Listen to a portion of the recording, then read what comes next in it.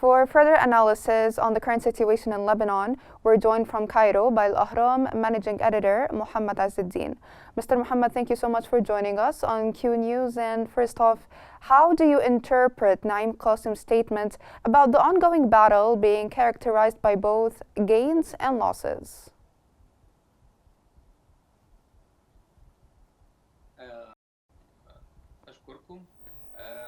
Thank you so much for having me. A large portion of Naim Qasim's statements today is to keep up the morale of the Hezbollah affiliates, especially fighters and combatants.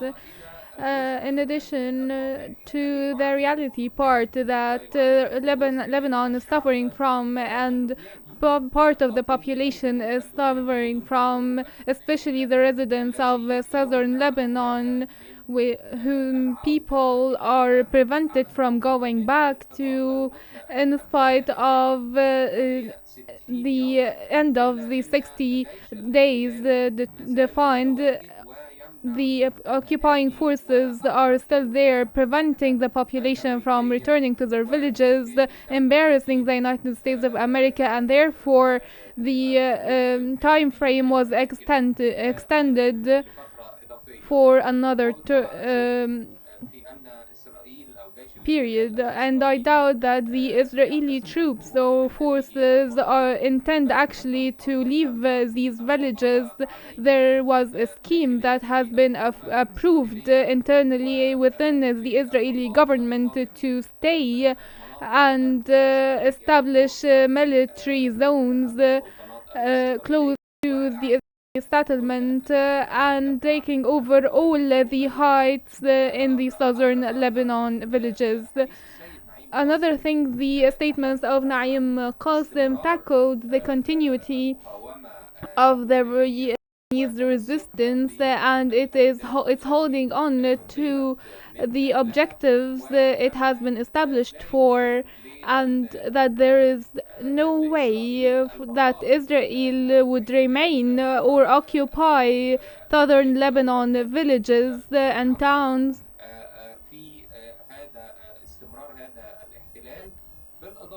In addition to reaffirming resistance right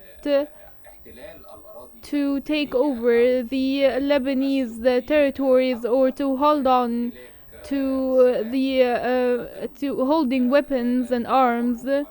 Yes, sir, he did not speaking specifically of the Lebanese continuity in resisting, from here I would like to ask you, what impact could Qasim's remarks have on Hezbollah's stance regarding the conflict with Israel and future strategies as well?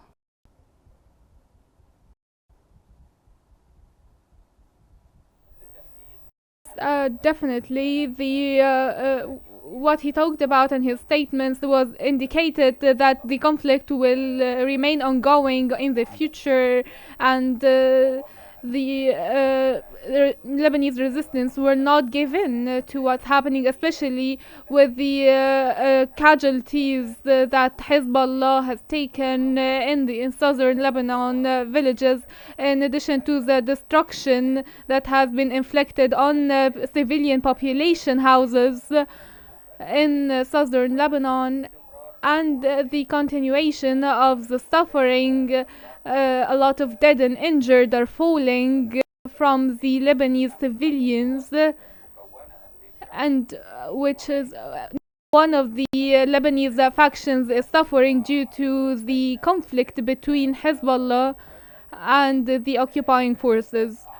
Now, sir, let's look at the Israeli actions. How do you interpret Israel's decision to establish new military sites along the northern border?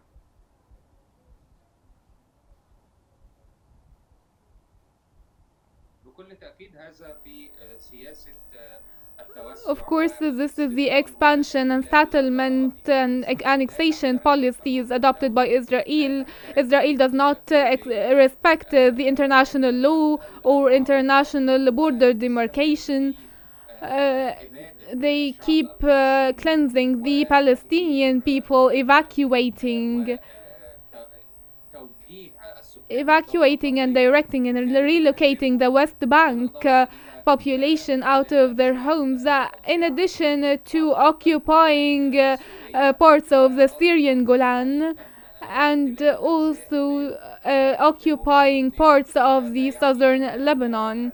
Yes, speaking Which- of this point exactly, sir, Israel has been seizing positions in southern Lebanon. How do you assess this deployment and what are the strategic implications behind it? The military deployment comes within a secret plan that has been agreed upon with the far right, and which is a complementary to the general schemes to expand the scope of military occupation troops, whether in Gaza or the West Bank or in Syria and finally Lebanon.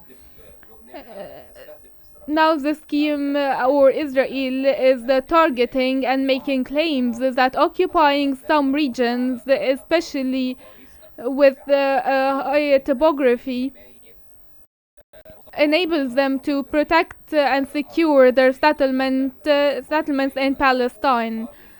So, in exchange for each Israeli settlement, the Israeli troops is making an excuse of protecting and securing this settlement, finding regions for military deployment,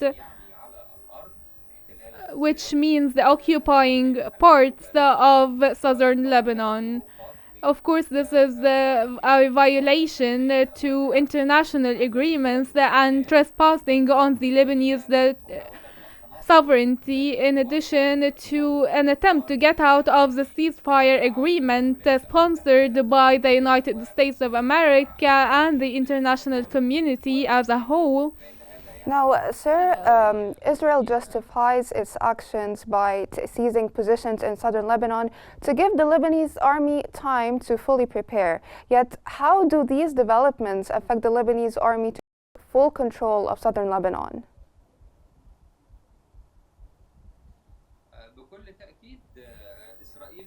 Of course, Israel is claiming that it will cleanse these areas, looking for armed groups and weapon storages, allegedly.